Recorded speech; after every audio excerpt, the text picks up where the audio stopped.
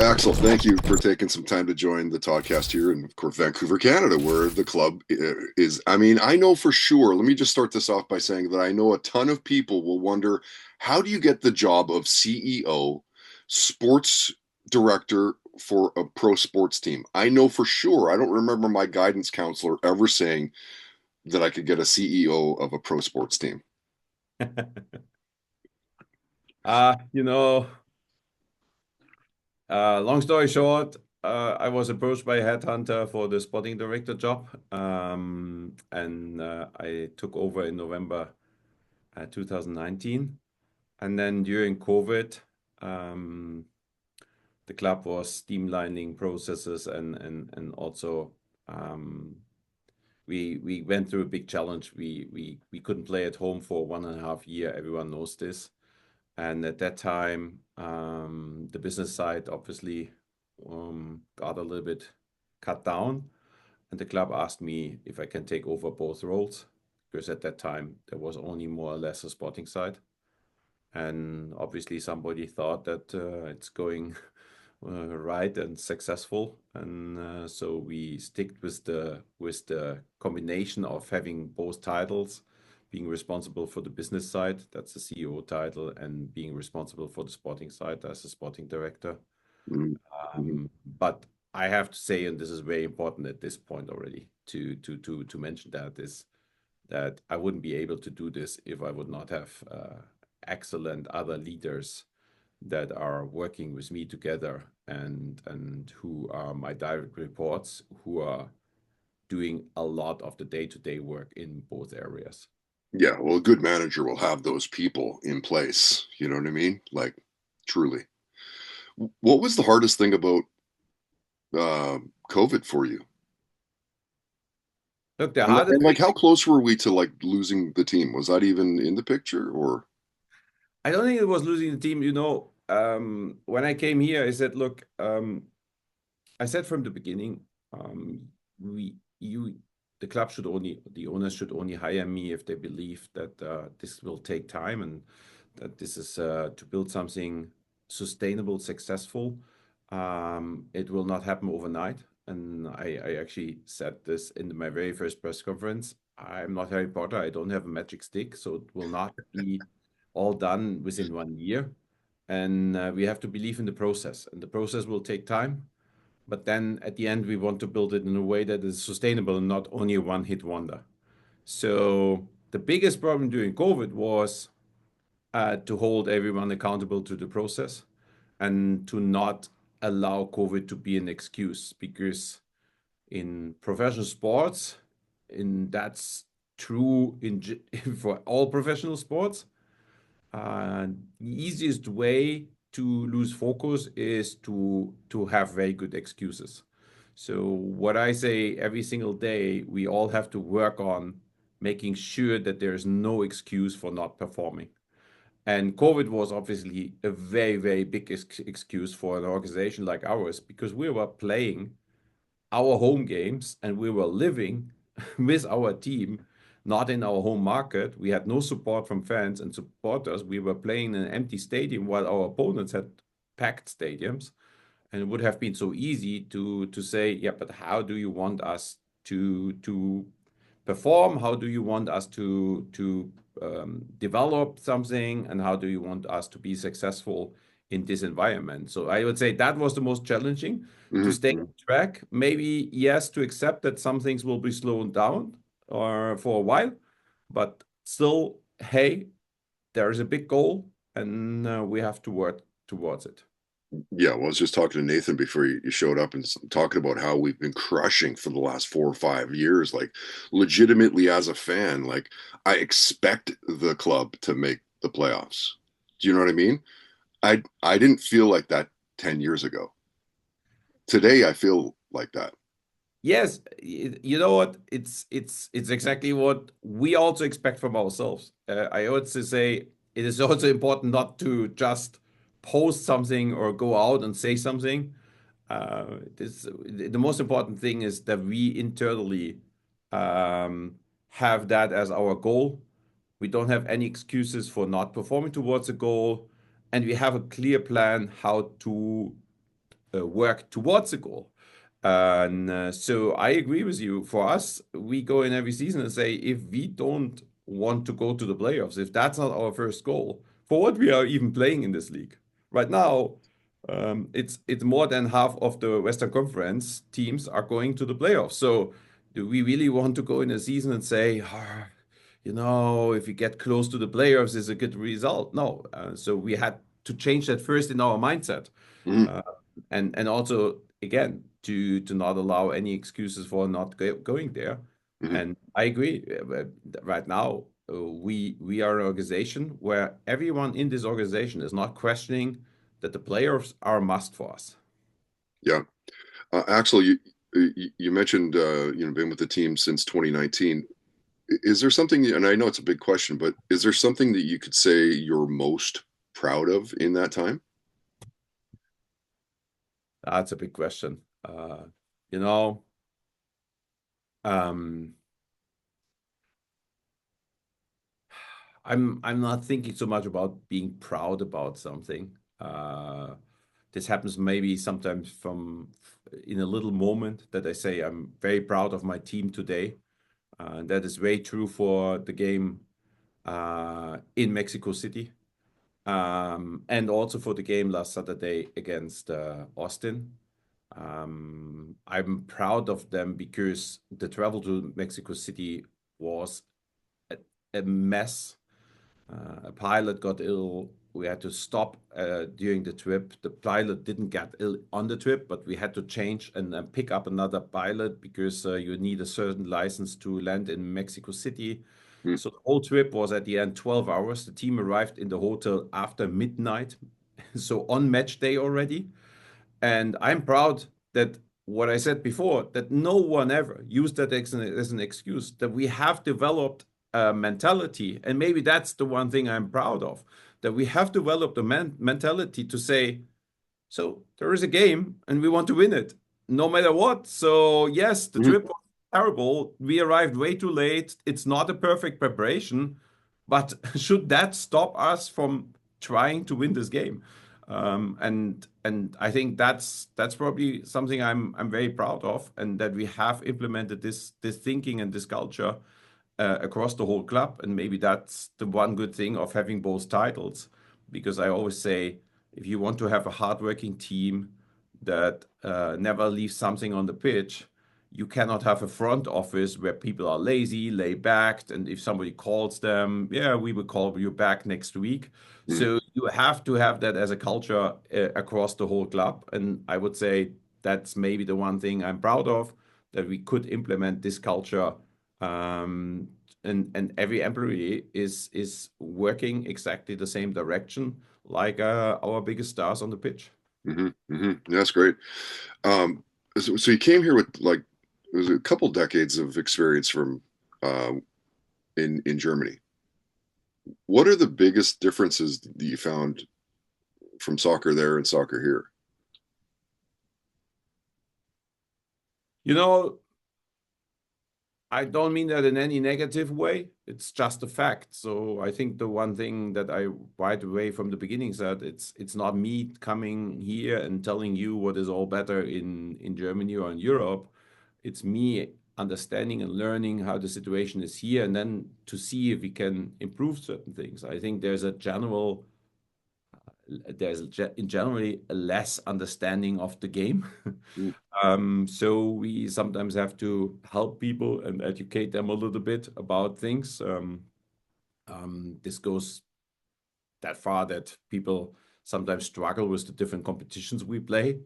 We still see that if we play the Champions Cup, that you meet people in the city and they say, "But what kind of competition is that? They are not playing MLS." So this is the one thing I think that in Europe the game is the most important thing, and it is the only game. Here you have various other good sports that are playing in a significant role. So people in Europe, they read every day everything about soccer and only soccer. And it is very like maybe 10% of the people follow some other sports. Mm. Okay. Here it is the opposite. People follow at least one other sport as much as soccer. in most of the cases other sports more than soccer. And also that obviously then you can see in all the media landscape that there's way more, or at least the same amount of reporting about other sports, what takes a little bit away from soccer. So we have to do a little bit more of that, because I still find people sometimes who are generally interested in sport, but they don't know how we perform right now. I met people who didn't even knew that we play in BC Place, but they knew that the Vancouver Whitecaps are in town. So there's some more work that we have to do to educate people. But that's just what it is. That's not a bad thing. No. Uh, Other Well, than that's why that, I try to get a player every year to make sure that, like giving a spotlight to a team that I love. And I've loved since literally a little kid drinking Super Socko on the field in Surrey. You know what I mean? Like it's just the club is literally part of my life, like part of yeah, my so the fabric you're of my being. you're the one that is very well informed, and so we Well, I actually wouldn't. I don't know if I'd say that.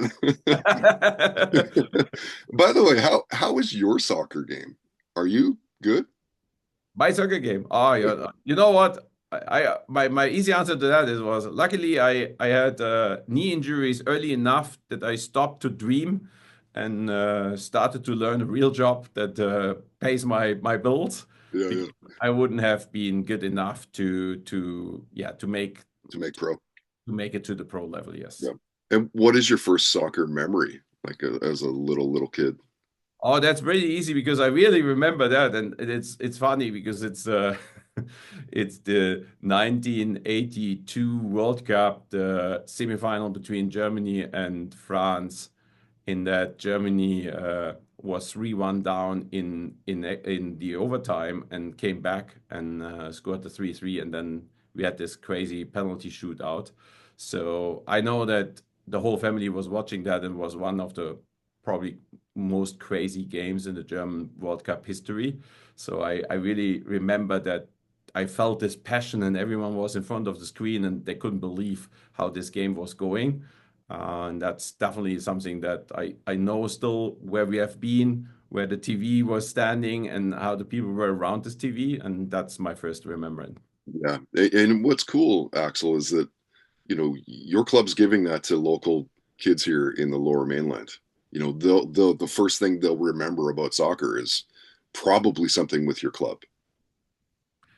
Yeah, this is the one thing that I always try to also get into the minds and into the day work of our people in the club. I come from a background where clubs are way more than just a soccer franchise, and I think the Vancouver Whitecaps are way more than a soccer franchise. We are a community club, and a community club means that we have a huge responsibility also.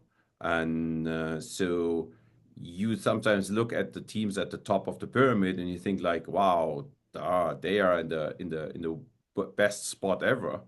But that also means you have a lot of responsibility for the game, for the young kids, because you are their role model, that you are the club that they're looking at first. So if you want this sport to grow in this country, in your city, if you want to do the right things to engage more kids and people in the sport, what in the long term will benefit you again at the top, you have to do also a lot of the things in your community, right? And that's also what we try to do. And it's not about doing it for marketing and posting it every week. It's about doing it with the conviction that this will be the only thing that can help your club in the long term to grow and to be successful. You literally oversee like all aspects of the team. Is I there literally, is there something like I is it literally oversee all aspects of the Vancouver Whitecaps. sure? Is there a favorite part of what you do? You know, my passion is the game, so I would say the favorite part is really seeing soccer on the grassroots level in the academy level to that. The favorite thing is that I can go to every single game and the I can enjoy it, to be part of it. I think that soccer, where it is played on the grassroots level and the amateur level, is what really is the thing that builds this special vibe around the sport. So I really very much still enjoy to stop at the soccer field and watch a game. League One BC, our team. I try to watch as many games as possible, especially also away. Was the opening match of the Vancouver Whitecaps of the BC League One in Altitude FC, and I really enjoyed it so much to be there with a lot of people who most of them knew me. They were Altitude FC fans, and you started to talk with them about the game, just about the game, what it means to them, what it means to their community in Northern, and that's the thing that still energizes me and makes so much fun for me, because I love this game. That's the first driver for me. Yeah, totally right. I like the little kids and fostering the future. These people will eventually be the pros that we see 15, 20 years down the line. There's one other thing for me, and I'm trying to explain that to a lot of people. It's for me, there is a responsibility of team sports for the communities, for our society. And a reason why I think team sport is always for free, at least in my home country, but in most of the European countries I know, is also that team sport is seen as such an important thing for the society, for young kids. Because first of all, we get them away from their sofa where they're sitting in front of a screen and do whatever they do. And so they have activities that are healthy for your body. The second thing is team sport is an educator for yourself. You have to understand that you're not always winning and you have to deal with setbacks. You have to deal with disappointments. You also have to deal that you maybe are not getting selected. But you also have to accept that you can only do something as a group. As good as you are in soccer, you will not be the guy that alone can win games. And you have to accept that you maybe have to take care about the weakest league in your team, and that you have to help them, those players, to to to be in a good place in your team. And I think it's so much an educator for life. And for that reason, I think it's more than developing the next star. It's also helping to develop good people. Sure. I mean, think about the interpersonal skills that these kids develop, right? Yeah. Yeah. Also to deal with conflicts, and you will have conflicts, and Oh, you will. Yeah, yeah. you don't learn that in front of a screen. So many people today, they cannot really have a discussion anymore because they are not used that somebody talks back. If you played in team sport, you had that several times in your life and you Yeah. never took it personal because it just happens, and after that you're again teammates and you hug each other and you go for a drink. Right. Yeah, exactly.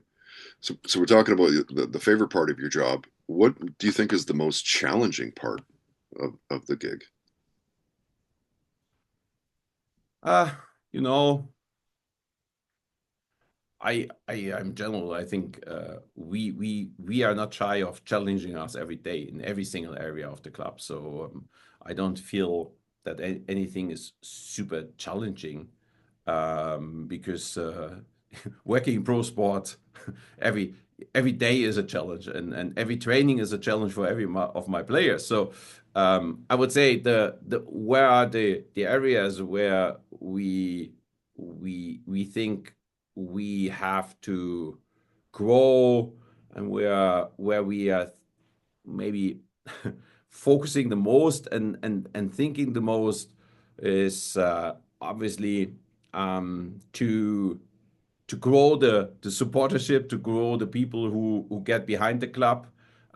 This team is first in the league, and to tell the story, to connect with new communities that we are not connecting yet with, to find links and bridges to them. We have now a South Asian advisory committee. We had now since several years we celebrate the Vaisakhi night, to find, I would say, new or back old supporters of the club, to make it even a bigger thing, because we want to be a society club. And obviously, we are already very big, but our stadium is huge. There's a lot of capacity, and I think there's a lot of space for more people who we have to tell our story first, and who understand why this is important for the community, who have to understand why this is a good thing to support. And I would say that's the one area where we are very focused on, and we are always looking for new solutions. Mm. And this is a big question, I guess, as well. Like, how important is it for the Whitecaps to develop homegrown talent as opposed to bringing in international players? Look, that's a fascinating question, because it's something we work on from the first day. The first thing that we have discussed when I came to the club is what we are standing for, who are we, and how can we build on that. So because I think one thing that often clubs struggle with is to first really make very clear who they are, what they are standing for, what is their approach to the game, even going as deep as a playing style. So what are the characters you need? And we have spent some time in this, and you should never, as a club, give this decision to one person, for example, like me, because the club is there and will be there longer than I myself. The club was already there for 45 years before I even arrived here. So it is, but this is mostly determined by where this club is. What is the city? Who are we?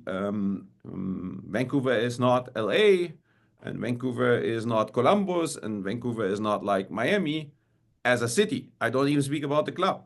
And so we have to understand that in MLS, in competing with all these US markets, we are definitely not the biggest market. One. Second, we are Canada, and we're very proud of being Canada, and I'm super happy to live north of the border. And I think it's only a good thing. And Canada and Canadians, their favorite sport is hockey. So set all of this putting together, we wanted to create a hardworking team that comes with a good team spirit, a good mentality, good work ethic, also a team that is very disciplined, things that people respect in Canada.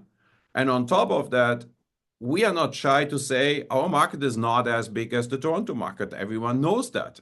So we are not making us smaller. We're saying something that is just the truth. The question is, how do we approach it? And how do we still compete with all the facts that are just the facts on the highest level? So the one thing, to go back to what I said at the beginning, don't make it an excuse. Don't be shy of putting the bar high. Come up with solutions for your market. So said that, it was pretty clear for us, we will not and we cannot spend like every other club in this league, because it wouldn't be sustainable to go back, because you cannot expect that somebody is funding this in an unreasonable way. Our owners are putting a lot of money into this club every single year. That's true for most of the markets, but there's always a limitation to what is reasonable to do, because we don't want this to lose this club in the city. So we have to find a sustainable way to have this club in the city. And now we come to players. So if we cannot do this, we have to intelligently think about how can we put a good team together. So, and that means that we also have to rely on player development. And player development can mean our own homegrown players and or young Canadian talent that we have identified in young ages still. Ali Ahmed is an example for that. Isaac Böhmer is an example. Now we have Jivan Batwal. Alfonso Davis is a very famous example, obviously, from the past. But it can also mean that we identify other young players who we bring to Vancouver and allow them in our wonderful market in a very safe and secure platform to grow and to do the next step. Pedro Vita is an example. Eddie Ocampo is such an example. Even Ranko Veselinovic, who came in very young and was only 21 when he came. So, and on top of that, we have to identify a few leaders for this team that maybe haven't been the top guy somewhere else for whatever reason, or they have been a top guy on a lower platform where we have the vision that they in our club can also do the next step. So every of this is super important. None of it would work alone. If you say only player development, only homegrowns would be the key, it's not working because a young homegrown player needs a structure, a safe structure around him if he gets thrown in MLS. If you play just all the young players in once, then they will struggle and it will not be helpful for their development. So homegrown players and developing homegrown players is super important. And having players being ready to compete on the next level is super important. And I think that we are doing good steps there. And we also invest a lot of money into this. We have academy centers literally from East Coast to West Coast for young Canadians. But it will never be the only pathway for us. We will continue to find Andres Kubas and Ryan Golds, Brian Whites, to give those young players a structure. We will continue to find other young talent in areas where we have not yet a young homegrown player ready. Fascinating insight into the game, Axel. I would love to get outside of the sport and what you're known for, if that's cool, just for a few minutes. Absolutely. I'm not honestly sure how long I have you for. So I want to respect your time. I don't want to eat too much of it up, but I'm curious on just kind of your life in general and like when you find time, what are you binge watching with the family? You know, the good thing is that I have a young daughter. I started late, but it's a great thing. She only is 7 now.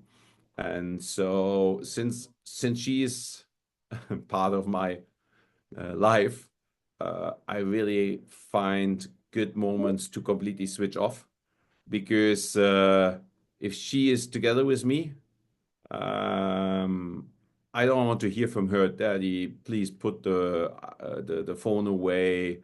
Hey, please don't take this call. I need you now because we don't have that many time.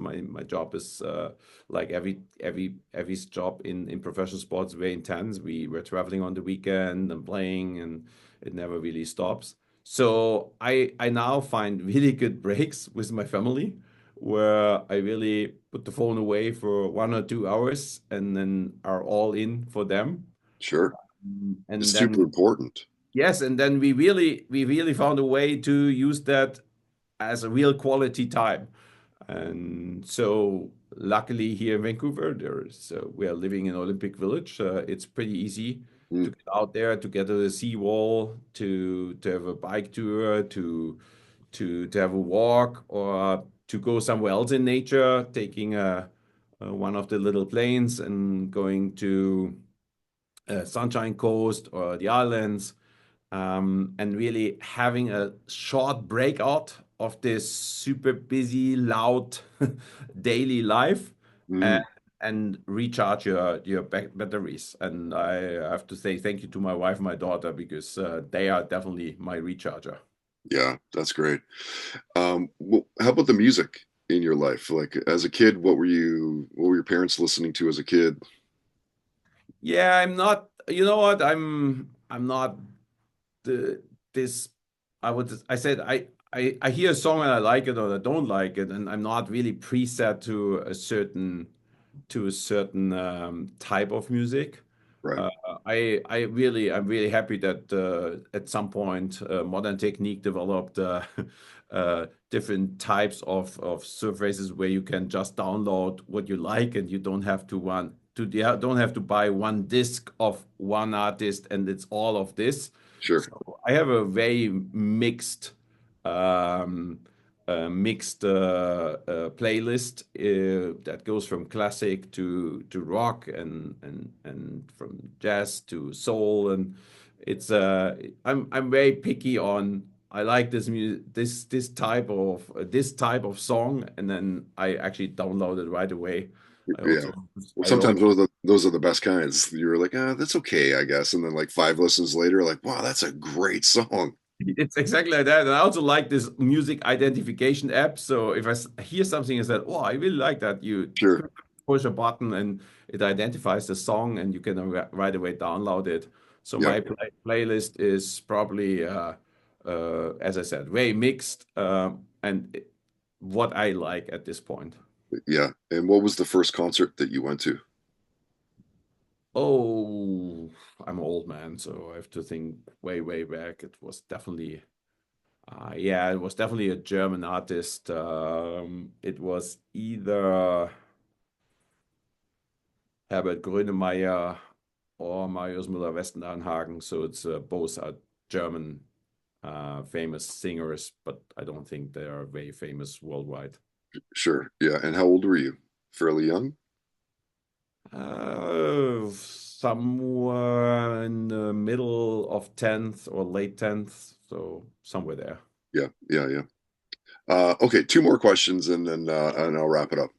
This one's not a question. I'm just curious if you have a near death story where you're like, holy, I could have just died there. I don't think so. Um, Yeah, they'd be coming at you if you did. No, I don't think so. I was well, I'm lucky to not have such a story. Yeah. Yeah, because Um, most people do. yeah, most people do, and I know a lot of people who know, and they can tell you exactly how all of this happened, and they can replay it every single time. I'm super happy that I don't have that yet. Let me just knock wood for you here. Yes. Okay, last question. Could be the easiest, could be the toughest. Could you pick it to one career highlight? Just one. Wow. Yeah. Honestly, everyone knows or does know, so I'm happy to tell the story that I started all of this in Mainz. We were like a bottom club, bottom second tier club, a club that was happy to avoid relegation to the third tier every year. And so, of course, the one big highlight was when we really promoted to the Bundesliga with Jürgen Klopp at that time. And not that it came completely out of the nowhere because we transitioned this club from a bottom five club to a top five club almost in 1 year, but we failed to get promoted before. So it wasn't maybe totally a surprise, but it was still the biggest thing that happened to this club. And I'm still also a little bit proud of that I was part of this because this club is a Bundesliga club still today. And we have built there also in a sustainable way. We had to go through some up and downs, and actually we got relegated once from the Bundesliga again and promoted back. But now this club is consistently playing in the Bundesliga, and the first promotion is still the thing that everyone remembers in the city because it was the game changer for the club, and the club wouldn't be there where it is today. You're sticking around for a while, right? You're not leaving us anytime soon. You know what? I want to say I sometimes I'm shocked that I'm already in my sixth year. Right? Uh, Yeah. but I have worked in mines for 16 years, and I till my last year I never felt that this is heavy or already very long. I always had this energy and passion to do the next step. I see still a lot of next steps for this club, and we have every year we have new challenges to manage. And I said it before in December, no one has to be worried. I'm not going anywhere. I'm here to transition the club into this next area, also with a new ownership group, with whatever is needed to build a sustainable platform here in the city to make this club or to lift the club to a different level. And even if this is a perfect season so far, and even if we all feel like we have got somewhere, I don't think that's done yet. And maybe that's the most important job and the most important thing for everyone in this organization right now to reset every weekend again and to think this is not even 25% of the season. There's still a long way to go in this season. And I think the biggest mistake you can do in sport to think that you have reached something because from that moment you go backwards. You have always to think about what's next. And I will not get tired to do this, and I don't see any reason why that should stop soon. What a treat. Axel, thank you for taking the time this morning to jump on the Toddcast. The CEO, the sporting director of your Vancouver Whitecaps. We'll tag the club when we're throwing this stuff around, and hopefully people can enjoy this conversation. Really cool to get you on the podcast. Have a great day. Thank you for having me. Have a great day.